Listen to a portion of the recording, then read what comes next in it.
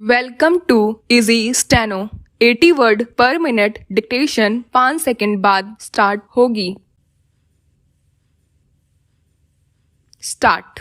रूस यूक्रेन युद्ध रोकने के लिए भारत ने एक बार फिर जिस तरह से कूटनीतिक समाधान और वार्ता पर जोर दिया है, उससे साफ है कि इन दो रास्तों पर ही कदम बढ़ाकर युद्ध की लपटें शांत की जा सकती हैं। हालांकि यह कोई पहली बार नहीं है जब भारत ने रूस और यूक्रेन के बीच वार्ता की वकालत की हो।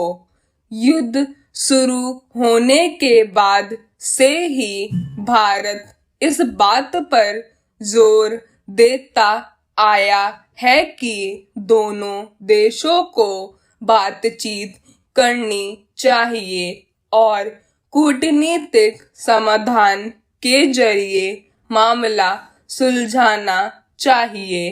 लेकिन विडंबना यह है कि जंग के मैदान में कोई किसी की सुनता दिख नहीं रहा। जहां रूस पूरी ताकत के साथ यूक्रेन को सबक सिखाने पर तुला है, वहीं अमेरिका और यूरोपीय देश यूक्रेन के साथ खड़े हैं और उसे हर तरह की मदद मुहैया करवा रहे हैं। इससे यूक्रेन का भी मनोबल बढ़ा हुआ है। हालांकि बीच बीच में ऐसे संकेत भी मिलते दिखे कि दोनों देशों के बीच बातचीत का रास्ता बन सकता है, लेकिन परमाणु हमलों के इस्तेमाल की रूस की धमकियों और पश्चिमी देशों की राजनीति से ऐसी उम्मीदों पर पानी फिरता रहा। दोनों देशों के बीच जंग चलते 9 महीने हो चुके हैं। इसलिए यह सवाल हर क्षण महत्वपूर्ण होता जा रहा है कि जंग रुकवाया कैसे जाए।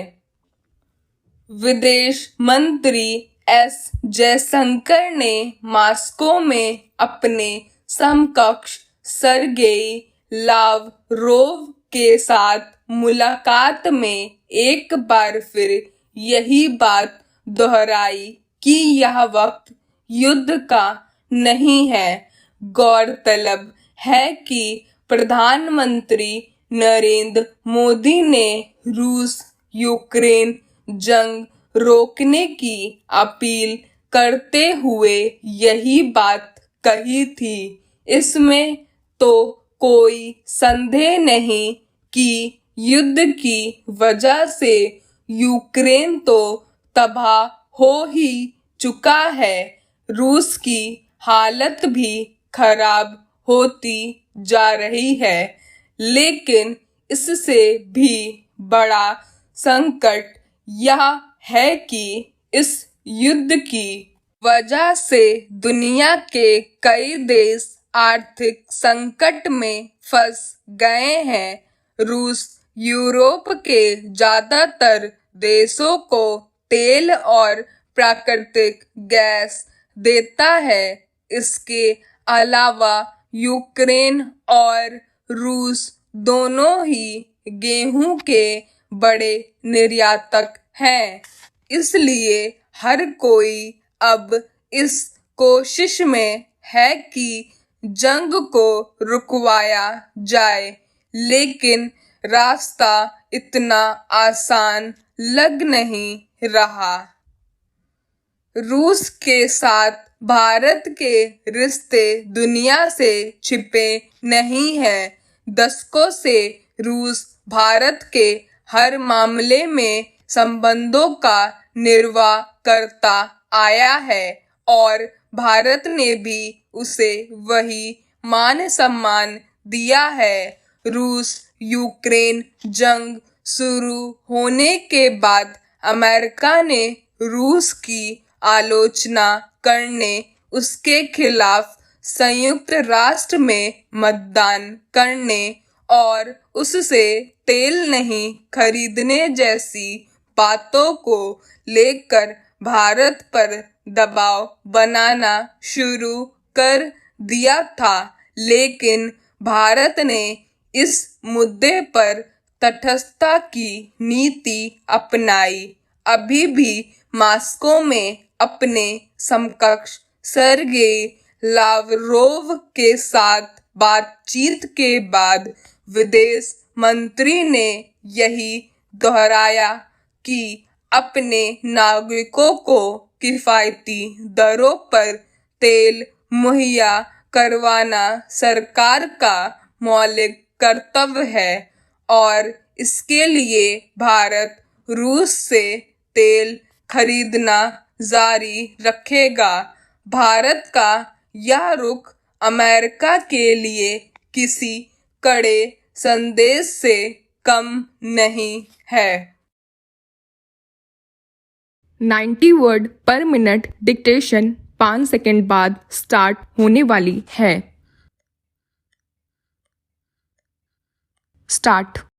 रूस यूक्रेन युद्ध रोकने के लिए भारत ने एक बार फिर जिस तरह से कूटनीतिक समाधान और वार्ता पर जोर दिया है, उससे साफ है कि इन दो रास्तों पर ही कदम बढ़ाकर युद्ध की लपटें शांत की जा सकती हैं। हालांकि यह कोई पहली बार नहीं है जब भारत ने रूस और यूक्रेन के बीच वार्ता की वकालत की हो। युद्ध शुरू होने के बाद से ही भारत इस बात पर जोर देता आया है कि दोनों देशों को बातचीत करनी चाहिए और कूटनीतिक समाधान के जरिए मामला सुलझाना चाहिए।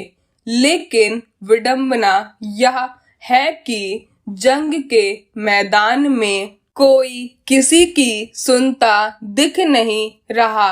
जहां रूस पूरी ताकत के साथ यूक्रेन को सबक सिखाने पर तुला है, वहीं अमेरिका और यूरोपीय देश यूक्रेन के साथ खड़े हैं और उसे हर तरह की मदद मुहैया करवा रहे हैं। इससे यूक्रेन का भी मनोबल बढ़ा हुआ है।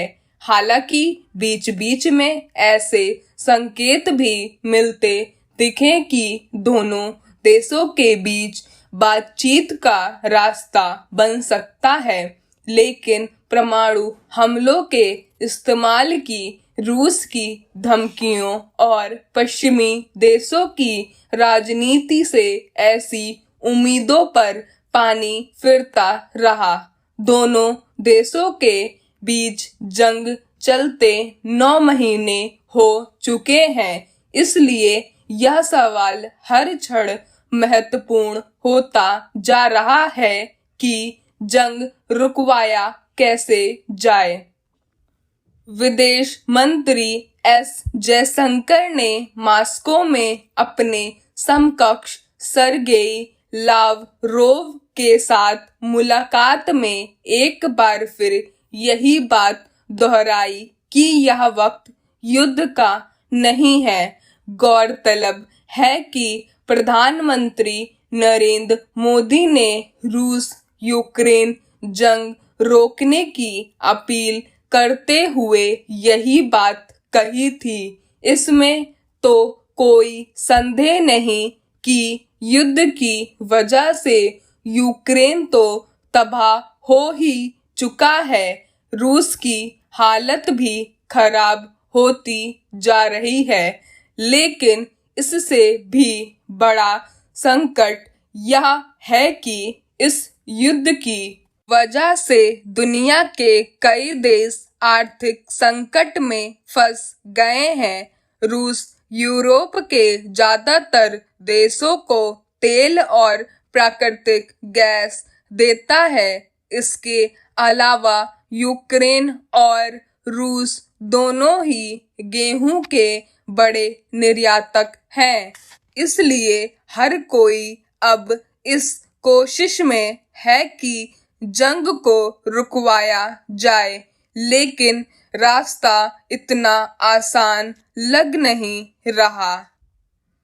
रूस के साथ भारत के रिश्ते दुनिया से छिपे नहीं हैं। दशकों से रूस भारत के हर मामले में संबंधों का निर्वाह करता आया है और भारत ने भी उसे वही मान सम्मान दिया है। रूस यूक्रेन जंग शुरू होने के बाद अमेरिका ने रूस की आलोचना करने, उसके खिलाफ संयुक्त राष्ट्र में मतदान करने और उससे तेल नहीं खरीदने जैसी बातों को लेकर भारत पर दबाव बनाना शुरू कर दिया था, लेकिन भारत ने इस मुद्दे पर तटस्थता की नीति अपनाई। अभी भी मॉस्को में अपने समकक्ष सर्गेई लावरोव के साथ बातचीत के बाद विदेश मंत्री ने यही दोहराया कि अपने नागरिकों को किफायती दरों पर तेल मुहैया करवाना सरकार का मौलिक कर्तव्य है और इसके लिए भारत रूस से तेल खरीदना जारी रखेगा। भारत का यह रुख अमेरिका के लिए किसी कड़े संदेश से कम नहीं है। 100 word per minute dictation 5 second बाद स्टार्ट होने वाली है। स्टार्ट। रूस यूक्रेन युद्ध रोकने के लिए भारत ने एक बार फिर जिस तरह से कूटनीतिक समाधान और वार्ता पर जोर दिया है, उससे साफ है कि इन दो रास्तों पर ही कदम बढ़ाकर युद्ध की लपटें शांत की जा सकती हैं। हालांकि यह कोई पहली बार नहीं है जब भारत ने रूस और यूक्रेन के बीच वार्ता की वकालत की हो। युद्ध शुरू होने के बाद से ही भारत इस बात पर जोर देता आया है कि दोनों देशों को बातचीत करनी चाहिए और कूटनीतिक समाधान के जरिए मामला सुलझाना चाहिए। लेकिन विडंबना यह है कि जंग के मैदान में कोई किसी की सुनता दिख नहीं रहा। जहां रूस पूरी ताकत के साथ यूक्रेन को सबक सिखाने पर तुला है, वहीं अमेरिका और यूरोपीय देश यूक्रेन के साथ खड़े हैं और उसे हर तरह की मदद मुहैया करवा रहे हैं। इससे यूक्रेन का भी मनोबल बढ़ा हुआ है। हालांकि बीच बीच में ऐसे संकेत भी मिलते दिखे कि दोनों देशों के बीच बातचीत का रास्ता बन सकता है, लेकिन परमाणु हमलों के इस्तेमाल की रूस की धमकियों और पश्चिमी देशों की राजनीति से ऐसी उम्मीदों पर पानी फिरता रहा। दोनों देशों के बीच जंग चलते 9 महीने हो चुके हैं, इसलिए यह सवाल हर क्षण महत्वपूर्ण होता जा रहा है कि जंग रुकवाया कैसे जाए। विदेश मंत्री एस जयशंकर ने मॉस्को में अपने समकक्ष सर्गेई लावरोव के साथ मुलाकात में एक बार फिर यही बात दोहराई कि यह वक्त युद्ध का नहीं है। गौरतलब है कि प्रधानमंत्री नरेंद्र मोदी ने रूस यूक्रेन जंग रोकने की अपील करते हुए यही बात कही थी।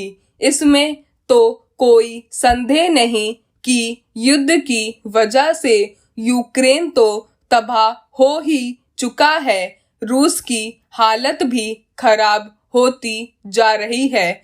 लेकिन इससे भी बड़ा संकट यह है कि इस युद्ध की वजह से दुनिया के कई देश आर्थिक संकट में फंस गए हैं। रूस यूरोप के ज्यादातर देशों को तेल और प्राकृतिक गैस देता है। इसके अलावा यूक्रेन और रूस दोनों ही गेहूं के बड़े निर्यातक हैं। इसलिए हर कोई अब इस कोशिश में है कि जंग को रुकवाया जाए, लेकिन रास्ता इतना आसान लग नहीं रहा।